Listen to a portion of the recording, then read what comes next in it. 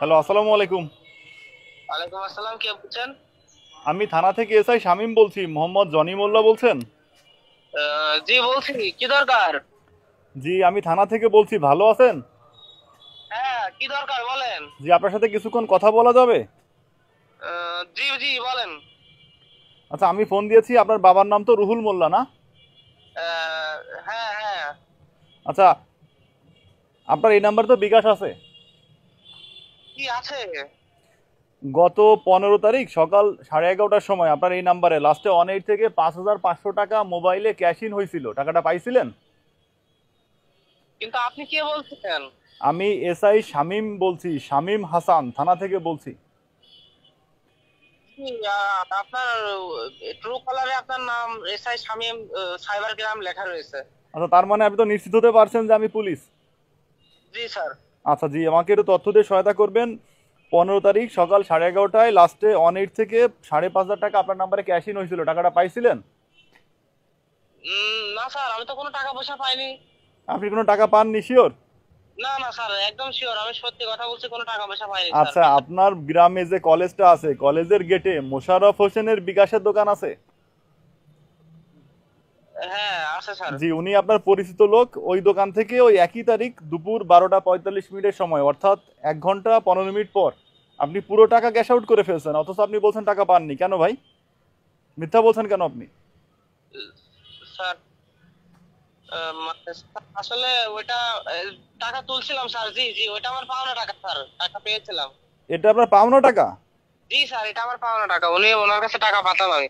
আচ্ছা, উনি থানায় জিডি করেছেন যেই নাম্বারে উনি ভুল ক্রমে টাকা পাঠাইছেন, বাবার ওষুধ কেনার জন্য টাকা পাঠাতে গিয়ে ভুলে আপনার নাম্বারটা দিছে। আচ্ছা, যদি পাওনা টাকা হয় তাহলে সে মিথ্যা তথ্য দেওয়ার জন্য আমরা তার বিরুদ্ধে ব্যবস্থা নিব। তাহলে আমাকে আরেকটু তথ্য দিবেন। পাওনা জি। টাকা তার মানে তো যে আপনাকে টাকাটা দিছে আপনি তাকে চেনেন, তাই তো? হ্যাঁ স্যার, আমি চিনি তাকে, আমার বন্ধু হয়। আচ্ছা, আপনার বন্ধু হয়, আপনি তাকে চেনেন, তাহলে তো খুব ভালো হলো।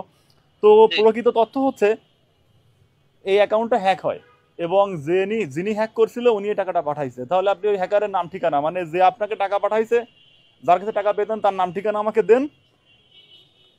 তাহলে আমরা তো হ্যাকারকে পেয়ে যাচ্ছি। কারণ এটা হ্যাক হয়েছিল, আমি না হ্যাকারের নাম ঠিকানা দেন, মানে যে যার কাছে টাকা পেতেন সেই হ্যাকার, তার নাম ঠিকানাটা আমাকে বলেন। আপনি আমতা আমতা করছেন কেন? আপনি কি হ্যাক করছিলেন না হ্যাকারের লোকের সাথে আমি জড়িত?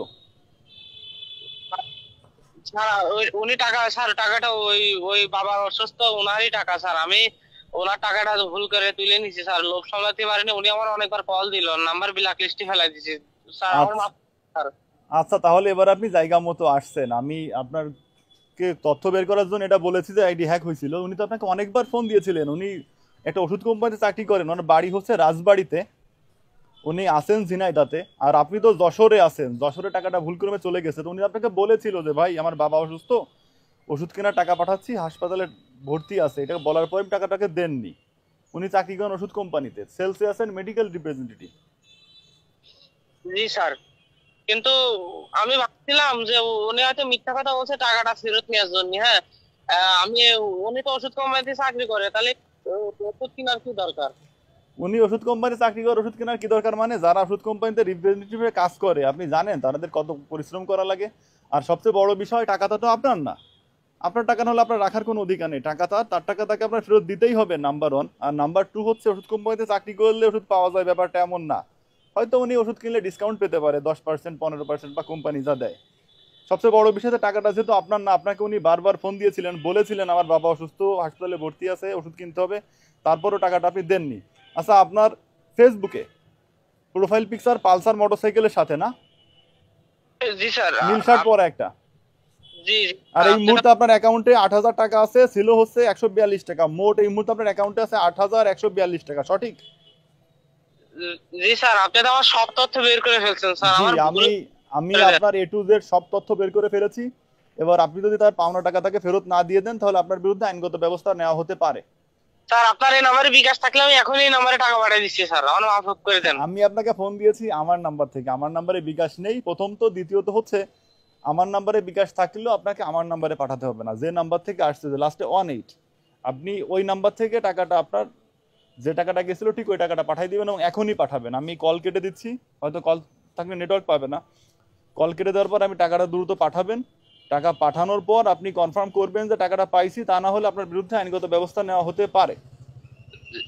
স্যার আমি টাকা পাঠিয়ে দিলে আমার নাম থেকে কেস উঠে যাবে তো স্যার? জি, আপনি টাকা পাঠিয়ে দিলে যদি ওনার কোনো অভিযোগ না থাকে যেহেতু আপনি তাকে টাকা নিয়ে ঘুরাইছেন, আশা করি কোনো অসুবিধা হবে না। তাহলে আপনি এখনই টাকাটা পাঠিয়ে দেন। জি স্যার, আমি এখনই ওই নাম্বারে টাকা পাঠিয়ে দিচ্ছি, আমার মাফ করে দেন স্যার। জি, ধন্যবাদ আপনাকে। আমি দ্রুত টাকা পাঠিয়ে আমাকে জানান। ঠিক আছে স্যার, আমি এখনই পাঠিয়ে দিচ্ছি। যদি ভুল নাম্বারে বিকাশে বা নগদে টাকা চলে যায়, তাহলে যে নাম্বার থেকে টাকা চলে যাবে ওই নাম্বারে দিয়ে কাস্টমার কেয়ারে কল করে অভিযোগ জানাতে হবে। যদি অ্যাকাউন্টে টাকা থেকে থাকে তাহলে কাস্টমার কেয়ার থেকে অ্যাকাউন্টটা লক করে দিবে। যদি অ্যাকাউন্টে টাকা না থাকে তাহলে লক করতে পারবে না। তবে উভয় ক্ষেত্রে আপনাকে থানায় জিডি করতে হবে। থানায় জিডি করে আইনগত ব্যবস্থা নিয়ে আপনি আপনার টাকা ফেরত পাবেন। আর আমরা ঝিনাইদহ সদর থানা, আমাদের ঝিনাইদহ সদর থানাতে জিডি, অভিযোগ, মামলা কোনো কিছুতে কোনো টাকা লাগে না। আপনি নির্বিঘ্নে আপনার যখনই প্রয়োজন থানায় চলে আসবেন এবং আপনার যে কোনো প্রয়োজনে বা যে কোনো অপরাধমূলক তথ্য থাকলে আমাদেরকে জানাবেন। আর এই যে টাকাটা উদ্ধার করলাম, প্রকৃত ঘটনা হচ্ছে ভুলক্রমে টাকা চলে গেছিল, যার কাছে গেছিল সে খুব ধুরন্ধর প্রকৃতির লোক, তাই তার তথ্য বের করে নিয়ে তাকে প্রতারণার কথা বললাম যাতে সে ভয়ে টাকাটা দিয়ে দেয়। টাকা হয়তো কিছুক্ষণের মধ্যে চলে আসবে, আশা করি তার টাকাটা উদ্ধার হবে। আর সবাইকে জানানোর জন্য লাইক, কমেন্ট, শেয়ার করতে অনুরোধ করছি। ধন্যবাদ সবাইকে।